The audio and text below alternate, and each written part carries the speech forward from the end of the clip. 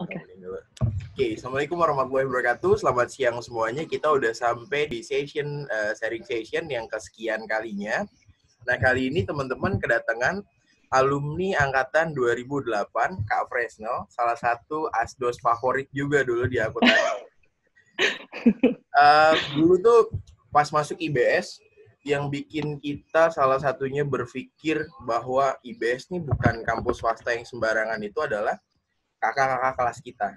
Karena begitu kita masuk tuh teman-teman, IBS tuh dulu tuh begitu kita tahu kakak-kakak kelas kita pinter-pinter banget, itu kita ngiranya ini swasta apa negeri sih gitu. Nah, kita pengen kenalan dulu sama Kak Fresnel. Boleh Kak? Kita perkenalan dulu Kak. Boleh dikenalin Kak? Iya, oke. Hai teman-teman IBS. Aku Fresnel. Gue pakai aku gue nggak apa-apa. Boleh Kak. Biar lebih santai gitu ya. Biar lebih santai ya. Gue Fresnel Papia. Aslinya dari Manado, Sulawesi Utara. Gue angkatan 2008 akuntansi. Sekarang kerja di salah satu Big Four, level manager transfer pricing. Ya. Wow, good. Luar biasa. Kak, menarik banget nih. Dari Manado. Asal SMA dari mana sih, Kak? SMA, SD sampai SMA ini, sekolah yayasan. SMA namanya SMA Kristen Ebenezer Manado. Oke. Ya, terus merantau ke Jakarta. Ngetesnya cuma satu, cuma IBS doang. Wow. Kok bisa, Kak? Ini menarik. Menarik banget.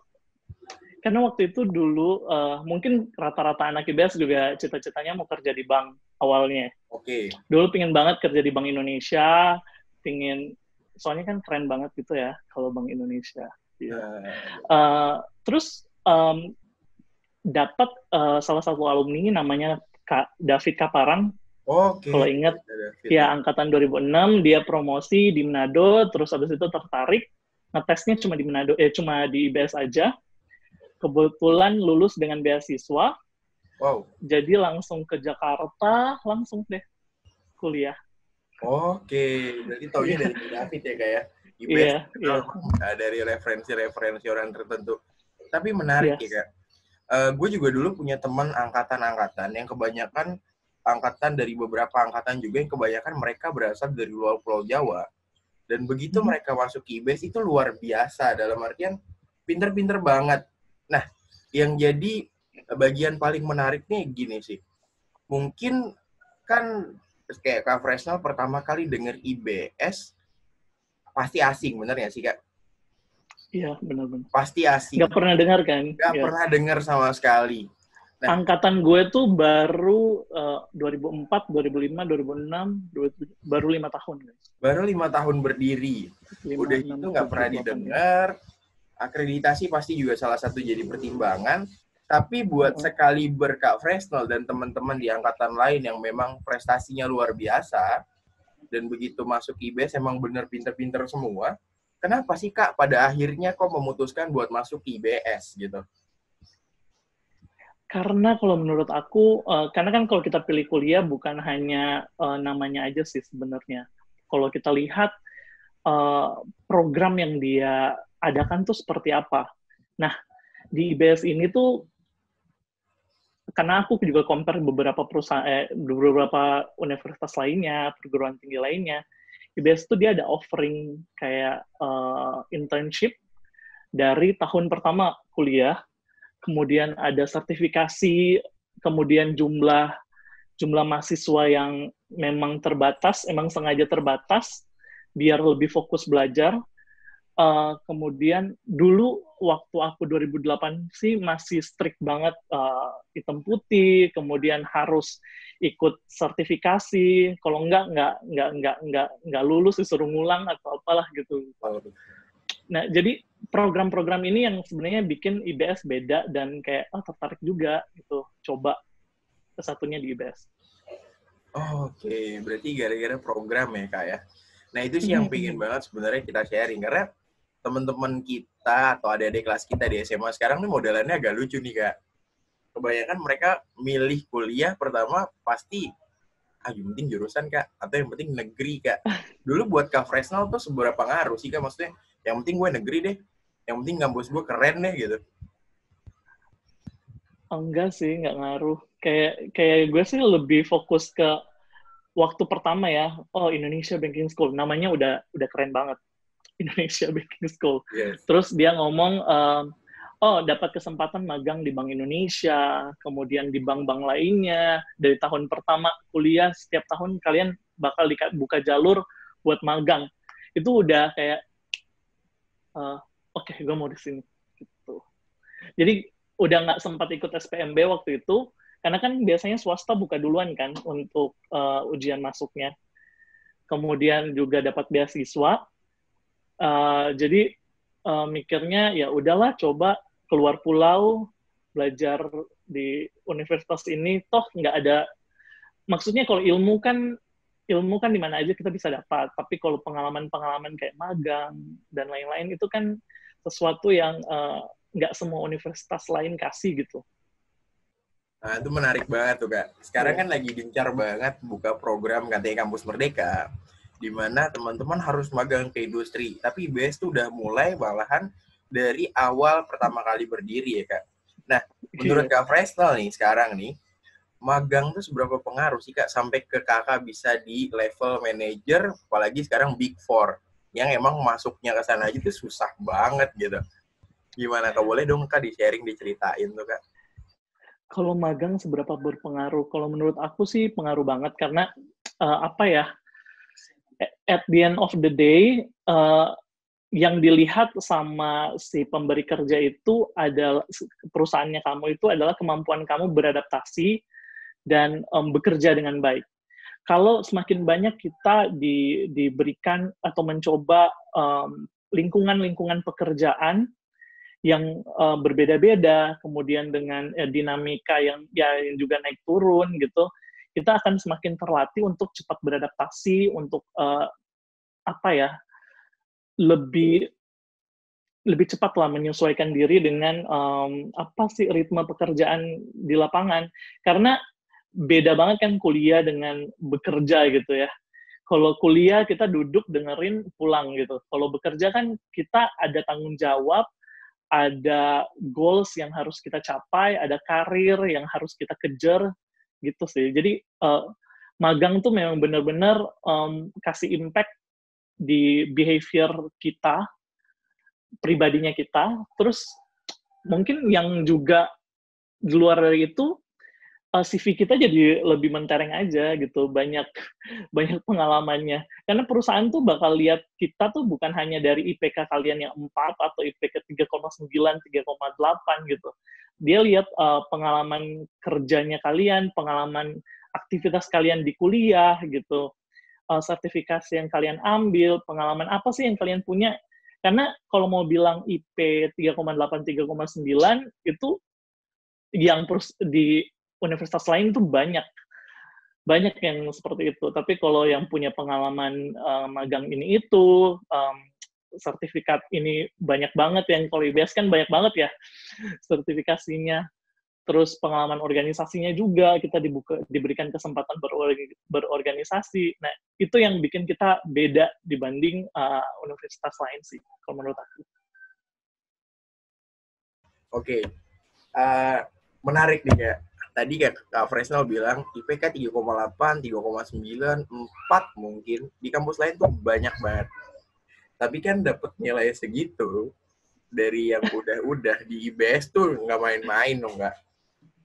Susah banget. Malah bahkan ASDOS itu emang dimaksudkan oleh kampus supaya teman-teman malah bisa dapat nilai tambahan dari ASDOS. Tapi nyatanya mata pelajaran yang diambil di IBS tuh luar biasa. Bahkan kemarin Kak Dewa menganalogikan gini, kampus atau institusi pendidikan, kalau yang masuk atau intake-nya adalah orang-orang bagus, keluar jadi bagus biasa aja.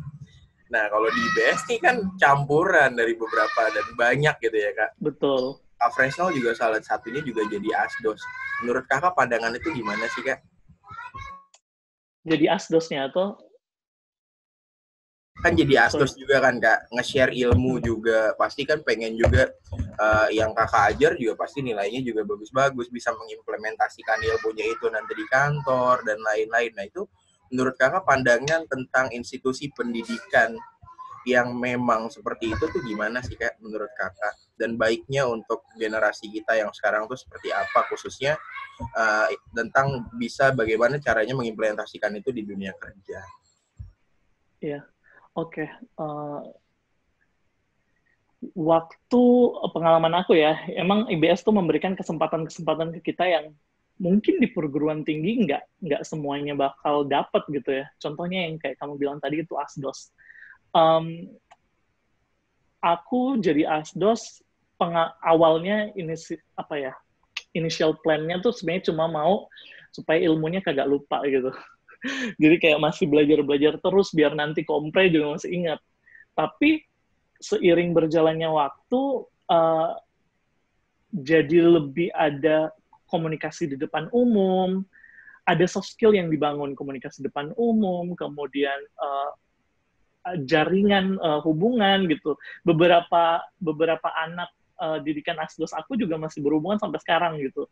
Dan mereka udah di Big Four, udah di company-company besar, jadi kayak jaringannya juga udah kebentuk. Kemudian yang lebih lebih utama sih kalau menurut aku jadi gap antara senior sama junior tuh jadi nggak terlalu kayak besar banget. Jadi kayak dan ini aku rasa culture di IBS juga seperti itu.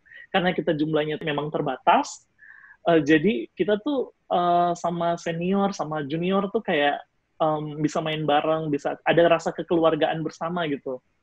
Nah itu sih, jadi IBS tuh memberikan kesempatan yang berbeda dibandingkan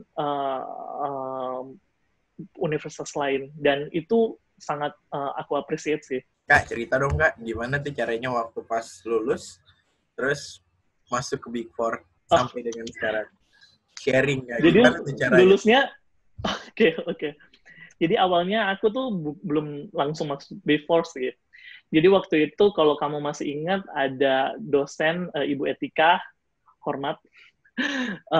Jadi waktu itu lagi nunggu sidang, ASDOS kebetulan udah selesai, terus lagi nunggu sidang, terus kata Ibu Etika, fresh daripada nunggu-nunggu di kosan aja, cobalah apply jadi associate di salah satu masih local tax consultant tapi udah second tier gitu.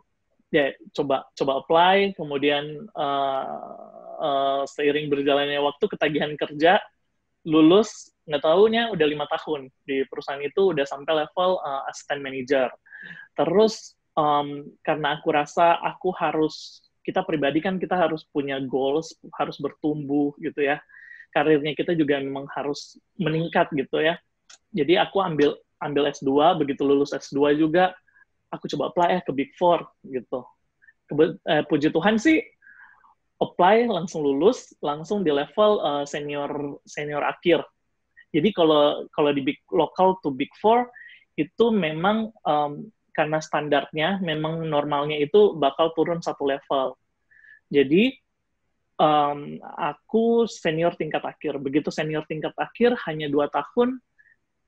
Kemudian sekarang aku jadi manajer udah mau setahun di transfer pricing ya. Jadi kalau menurut aku sih kualitas dari anak-anak IBS emang bisa disamakan dengan perguruan tinggi lainnya. Jadi jangan rendah hati karena kita memang ini perguruan tinggi swasta pasti nggak lebih bagus daripada PTN gitu. Nggak juga sih. At the end of the day, yang dinilai di lingkungan pekerjaan itu adalah etos kerjanya kita. Seberapa mau kita fokus, bekerja keras untuk achieve goals-nya kita gitu. Jadi kalau dulu zaman aku pada dibilang, anak IBS susah banget masuk Big Four, here I am. Jadi nggak ada yang nggak mungkin lah istilahnya untuk perguruan tinggi swasta kayak IBS untuk masuk Big Four. Ini salah satu yang gue kutip juga dari Karina Nadila. Putri Indonesia kita. Iya, mungkin titik baliknya adalah begitu Kak Fresnel masuk di Big Four. Dia bilang begini, di 2010 ya, ke adik-adik kelas di kita waktu dia udah jadi Putri Indonesia, dia datang untuk salah satu opening. Aku juga ngajarin dia kalau aku nggak salah di. Iya makanya dia inget banget dulu dibilang kayak Kak Fresnel dibilang waktu itu dibilang pas pada saat pom dibilang ke adik-adik kelas kita gini. Jangan main-main ya di IBS ya. Alumni-alumni kita itu banyak yang di Big Four loh. Ayo masuk PYC. Dia salah satunya nyebut ke sana dan salah satu yang jadi panutan adalah Kak Fresnel gitu. Mungkin dari sana ya kayak kenapa akhirnya pada saat itu akuntansi di IBS dia bilang ya udah banyak ke Big Four. Sekarang juga adik kelas kita juga banyak Kak. Banyak banget. Dulu tuh aku pas masih di yang aku bilang yang local consultant itu ada 3 orang anak IBS yang sekarang di Deloitte, di TLS-nya Deloitte. Iya, banyak banget. Ya. Kalau mungkin kamu ingat Bella, kemudian Rizky, Cardina. Ya, dia di bawah gue setahun, 2 tahun nggak? Iya, gue yang ngospek waktu itu. Iya. Mereka sekarang di Deloitte dan I think they also kayak apa sih, kayak emang punya etos kerja yang bagus. Karena aku juga salah satu yang nilai mereka waktu masih kerja bareng di tax consultant yang sebelumnya gitu. Oh, oke. Berarti lulus pendidikan FBK Fresnel juga ya? Enggak juga sih. Tapi emang kelihatan sih bedanya. Kalau menurut aku dibandingkan dengan yang lain. Karena kita tuh memang karena magang itu sih aku lebih fokus ke magang kemudian pelatihan. Itu kita tuh memang benar-benar digembleng supaya pas kalian kerja itu kalian siap gitu. Nah, yang aku coba bandingkan dengan beberapa mungkin associate yang pernah kerja sama aku tapi dari perguruan tinggi negeri lainnya gitu atau swasta lainnya, begitu masuk lingkungan kerja shock gitu dengan gue pikir kerja itu 8 to 5 doang. Nggak taunya memang lu harus kerja keras, harus fokus, terus sering bertanya, kayak mingle gitu dengan atasan, bawahan, gitu kayak soft skill yang kecil-kecil itu yang sebenarnya nggak sadar kita punya dibandingkan dengan kita punya dan menjadi plusnya kita dibandingkan dengan teman-teman kita yang lain yang di luar IBS gitu menurut aku. Oh, berarti salah satunya etos kerja itu ngaruh banget ya Kak ya? Ya. Ya, attitude dan lain-lain. Itu menarik ya Kak ya? Jadi kampus atau associate yang memang berasal dari PTN justru malah mereka agak kurang di situ ya Kak? Kaget sih kata aku dengan melihat ternyata lingkungan kerja tuh seperti ini gitu. Persaingan tuh bukan hanya di kuliah rebutan nilai A doang, tapi persaingan juga rebutan promotion atau lebih real aja sih aku rasa di lingkungan pekerjaan. Karena kita ada responsibility kan. Kak, ada satu hal yang menarik nih Kak.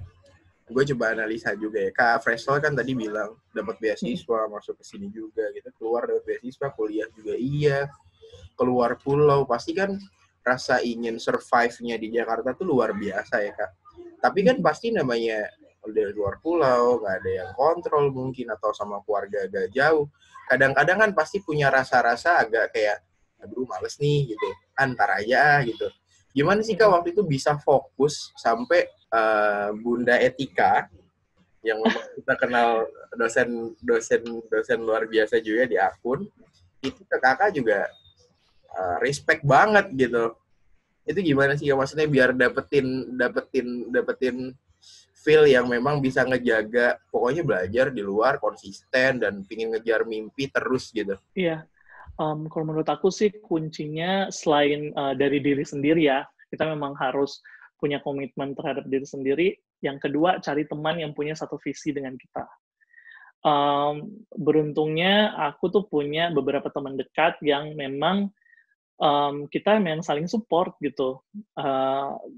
Anak-anak perantauan yang saling support, yang sama-sama dari Manado contohnya. Ada beberapa teman aku kayak, kalau kamu masih ingat mungkin Christian Nongkan, Vika Kaparang, Greg, kemudian Indah juga salah satu. Jadi kayak kita saling support aja gitu, baik di kuliah ataupun pekerjaan, kita saling support, saling komunikasi. Nah, ya mereka salah satu yang bikin aku pribadi jadi termotivasi untuk semangat untuk kuliah, semangat buat dapat A, semangat buat cepat-cepat lulus biar cepat-cepat kerja. Karena waktu itu di accounting Pertama lulusan 3,5 itu angkatan 2008 accounting itu hanya 3 orang, seingat aku ya. Iya, hanya aku, Indah, sama Nana waktu itu. Kita yang pertama. Karena setahu aku 2004, 5, 6, dan 7 itu 3,5 tahun belum bisa setahu aku. Jadi teman yang saling support itu penting sih menurut aku. Benar banget Kak, gue juga inget banget. Setelah 2008, 2009, 10, 11 itu semua kejar-kejaran buat 3,5 tahun tuh. Iya. Luar biasa banget. Jadi waktu 3,5 tahun itu lulus, berarti ditawarin ke Bu Etika langsung kerja ya Kak? Iya, langsung Ibu Etika kebetulan punya link, terus dia bantu aku buat ayo coba daftar di sini gitu. Terus aku sebagai anak yang emang nganggur dan merasa ya nggak salahnya lah tambah-tambah duit gitu ya kan, buat makan di McD Kemang gitu setiap malam minggu ya. Jadi ya udahlah Bu, coba keterusan sampai sekarang. Keren banget. Salah satu inspirasi juga buat kita semua. Kak, berarti kan salah satunya juga faktor lingkungan yang tadi ya Kak ya. Faktor lingkungan yang ngedorong. Udah gitu, sampai sekarang masih ingat IBS Kak. Pengen tahu Kak, arti IBS buat Kak Fresnel itu apa sih? IBS. Kalau boleh dibilang sih IBS, kalau boleh dikasih satu kata itu kekeluargaan. Karena di IBS, walaupun aku merantau, tapi aku nggak merasa sendiri. Walaupun aku merantau, aku nggak merasa tertinggal dengan teman-teman aku yang dari Jakarta. Mereka nggak pernah ngucilin, oh anak daerah, atau anak, ya kita sama-sama gitu. Awalnya mungkin agak struggling dengan bahasa, karena bahasa kan susah ya, bahasa Manado, terus berusaha gue lu. Nah, tapi makin ke belakang kita nggak diketawain, kita nggak disisihkan, tapi malah dirangkul dan jadi keluarga sampai sekarang. Nah, kalau menurut aku, kalau boleh dibilang satu kata, IBS itu kekeluargaan. Adminnya, kemudian dosen-dosennya, sampai sekarang tuh berkesan banget sih, kalau menurut aku. Benar banget. Atmosfernya tuh pas masuk beda banget ya. Iya, atmosfer. Berarti masih sempat ngerasain dulu kalau ada yang nggak pakai celana bahan dikejar-kejar juga ya kayak? Iya. Gak masuk kelas tuh seru sih. Dulu kita strict banget sih. Kalau nggak pakai hitam putih atau nggak hitam putih hari Senin, ya itu udah sama Pak Antio tuh udah diliatin dulu, Pak Antio tuh mahasiswanya sih. Iya. Kemudian kalau nggak pakai celana bahan itu juga kadang nggak bisa masuk kelas gitu. Iya betul. Nggak tahu makin kesini makin fleksibel atau seperti apa? Makin kesini makin fleksibel sih Kak. Kita menyesuaikan juga dengan generasi millennials gitu ya. Tapi memang itu jadi salah satu cerita yang menarik dari beberapa angkatan mengenai itu. Dan kita terima ya kayak. Lucunya tuh kita terima. Sampai ada yang bela-belain pakai sarung di kelas. Karena celananya jeans ya. Ingat nggak sih Kak? Itu seru banget sih. Karena dulu strict banget sih. Nggak bisa masuk kuliah gitu. Udah jauh-jauh dari rumah. Sengaja gitu pengen bandel, ternyata nggak bisa masuk kelas. Tapi rela-relain mau pakai sarung demi masuk kelas. Sekarang mana mau kayak gitu kan Kak? Iya, itu udah agak susah. Kak Fresnel sekarang sibuk apa aja sih Kak selain kerja Kak? Aku selain kerja, aku kebetulan lagi siapin buat, karena di kalau kalian kerja as a tax consultant, kita juga harus punya sertifikasi gitu ya. Jadi ada, kalau di tax itu buat jadi konsultan pajak ada sertifikasi A, B, dan C. Itu bukan brevet, ujiannya maksudnya aku. Kalau brevet kan kita bisa dapat ikut kursus aja kan. Nah, kalau ini ujiannya USKP namanya. Nah, aku lagi nyiapin diri buat ikutin USKP B, karena kebetulan kemarin udah lulus yang A. Jadi lagi mempersiapkan diri sembari ya kerja work from home. Jadi sekarang aku posisinya di Manado. Iya. Sekarang di Manado. Ya, PWS itu dari belum PSBB, kayak sebulan atau 2 bulan sebelum PSBB, udah disuruh buat work from home. Jadi udah nggak di Jakarta ya, Kak ya? Udah nggak di Jakarta ini, makanya lagi pusing nih ngurusin surat izin keluar masuk. buat balik lagi. Kapan Kak kira-kira mulai work from office lagi? Dari akunya sih belum ada kepastian sampai sekarang. Cuma ada beberapa kayak kalau misalkan ada keperluan ke pengadilan pajak atau ketemu sama pemeriksa pajak. Nah, itu dari PwC udah memperbolehkan buat balik lagi ke kantor dengan izin partner seperti itu. Tapi itu masih sangat-sangat terbatas sih. Default-nya semuanya masih work from home. Kak, dulu pernah nggak sih Kak kepikiran atau bercita-cita untuk kerja di Big Four? Atau baru muncul, pikiran itu baru muncul setelah kuliah? Biasanya kan kalau anak SMA kan banyak ngawangnya dulu tuh Kak. Iya. Kalau misalnya dari kecil pengen jadi dokter nih, begitu dari SMA ternyata dia nggak suka IPA, ternyata baru melenceng kayak yang lain. Kalau Kakak dengan aku yang sekarang. Aku SMA juga IPA. Anak IPA yang masuk ekonomi. Pernah kepikiran nggak sih atau punya cita-cita kerja di Big Four atau selain itu gitu Kak? Sebenarnya cita-cita kerja di Big Four sih nggak ada. Dari dulu tuh mau masuk IBS yang kayak tadi aku cerita, memang pingin kerja di bank. Karena kesannya tuh kalau kerja di bank tuh kayak, wah rapi, terus profesional gitu kan. Anak SMA gitu lihat banker gitu. Jadi itu alasan kenapa begitu lulus IBS langsung nggak ngetes SPMB lain dan lain-lain. Padahal udah sempat ikut persiapan SPMB dan lain-lain kan. Cuma ya begitu lulus IBS langsung ambil, langsung cita-citanya goals-nya masih bank. Begitu kerja di tax consultant, langsung pindah haluan. Langsung pindah ke kayaknya kerja jadi tax consultant not bad gitu. punya pengalaman yang beda-beda sih kalau kata lebih apa ya, lebih challenging kalau kata aku sih. Karena kalau di bank kan kalau yang aku lihat prosesnya sama gitu. Prosesnya sama dari kalian jadi front office ataupun yang back office gitu.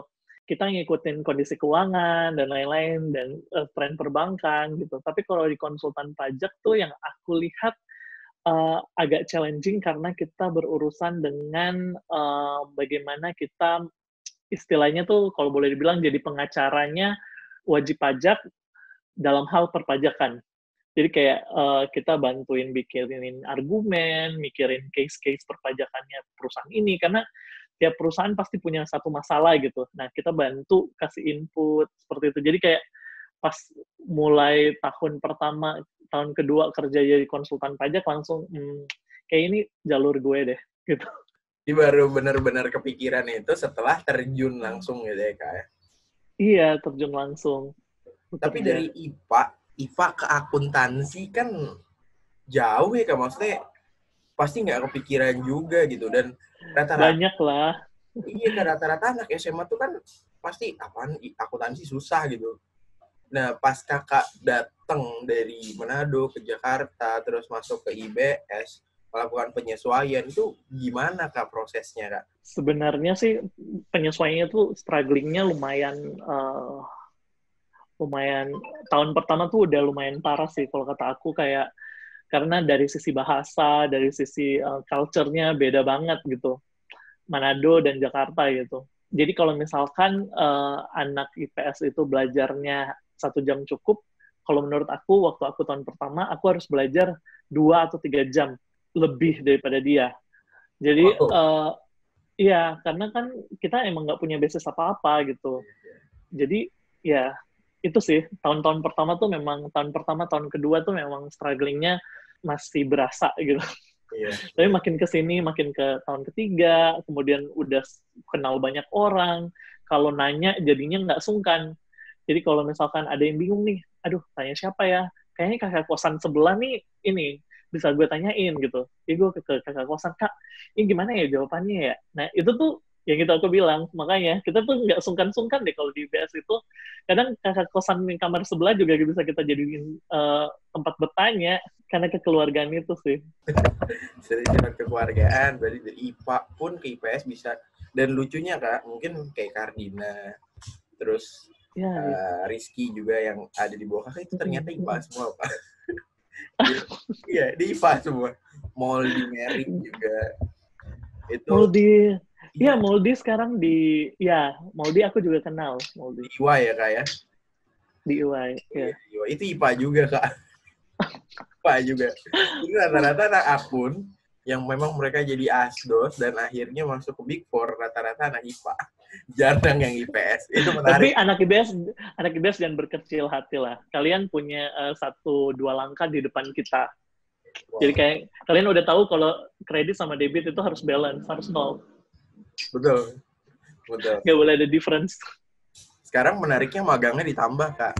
Magang good di mana maksudnya? Magangnya ditambah. Jadi bukan di BI Dulu gue kan tahun pertama di BRI unit, tahun kedua di BI, tahun ketiga magang pilihan. Magang pilihan gitu gue balik ke Manado, magang di Manado dulu.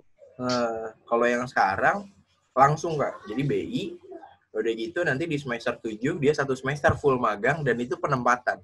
Ditempatin, Kak. Jadi dia bisa pilih sendiri dan berapa lama? 4 bulan 1 semester. Oh, good.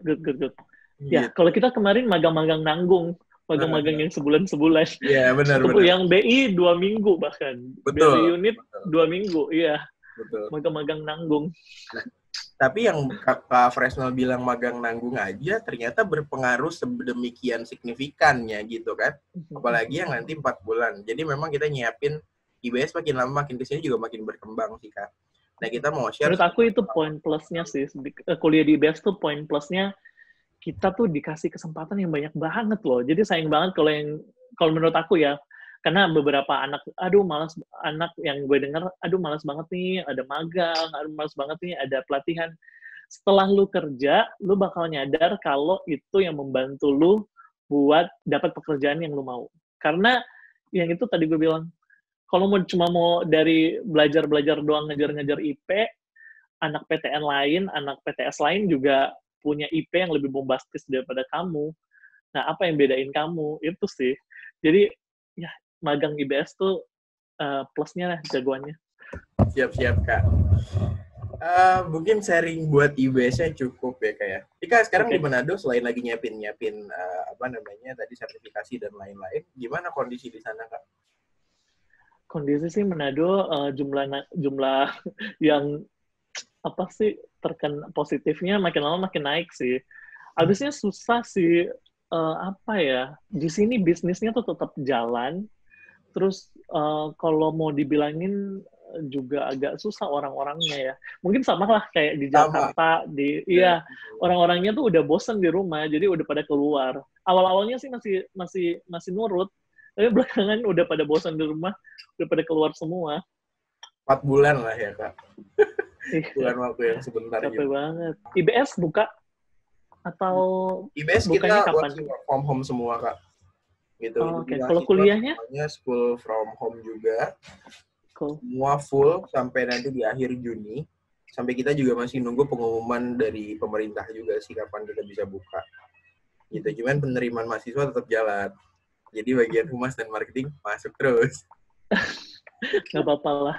Betul. Sekarang kan lagi ngincer-ngincer nih kan sudah pada lulus tuh. Jadi humas dan marketing pol-polnya. Siap. Boleh kan nanti kalau misalnya ada teman-teman dari Manado yang mau direferensiin. Siap. Iya nih.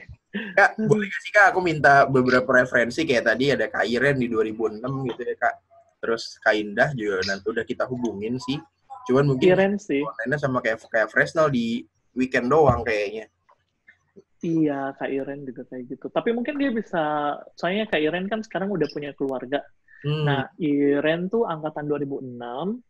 Dia, kalau menurut aku sih, lebih keren lagi sih. Aku justru ngikutin path-nya dia. Wow. Jadi dia tuh dulu kerja di tempatnya yang aku kerja sebelumnya. Wow. Terus dia, tapi kalau aku kan nunggu sampai assistant manager baru aku pindah kan. Kalau dia tuh dari associate, dia udah masuk Big Four. Wow. Jadi dia tuh udah merintis karir Big Four tuh sampai sekarang dia udah manajer tahun terakhir. Jadi next dia tuh mudah-mudahan dia next ini bisa jadi senior manager sih. Jadi kalau kamu bisa kontak lebih bagus lagi. Siap. Boleh minta namanya nanti aku WA ya, Kak. Boleh. Dia juga punya mungkin cerita 2006 lebih beda lagi kali ya. Karena kan dia baru 2 tahun ya kalau 2006. 2006 ya 2006. Tahun kedua, betul. Tahun kedua. Kan awal tahun ketiga. Oh iya benar tahun ketiga. Dan dosen-dosen ngakuin angkatan-angkatan awal tuh luar biasa semua. 2006 sih menurut aku kayak respect banget orang-orangnya juga. Semuanya sih intinya. Yeah. Cuma 2006 beberapa yang memang highlight-nya memang Kak Perta, kemudian ya ada beberapa orang lah yang jagoan. Jagoannya banyak banget sih Kak. Salah satunya. Iya. Makanya kita mau semuanya insya Allah. Terima kasih. Kak Fresnel, thank you banget udah mau nyempetin waktu. Sama-sama. Semoga sehat selalu dan bisa cepat balik ke Jakarta nanti Kak. Salam ya buat semuanya. Siap, salam juga Kak buat dosen-dosennya, Pak Ucup dan lain-lain. Siap, masih ingat sama Pak Ucup ya Kak ya? Masih.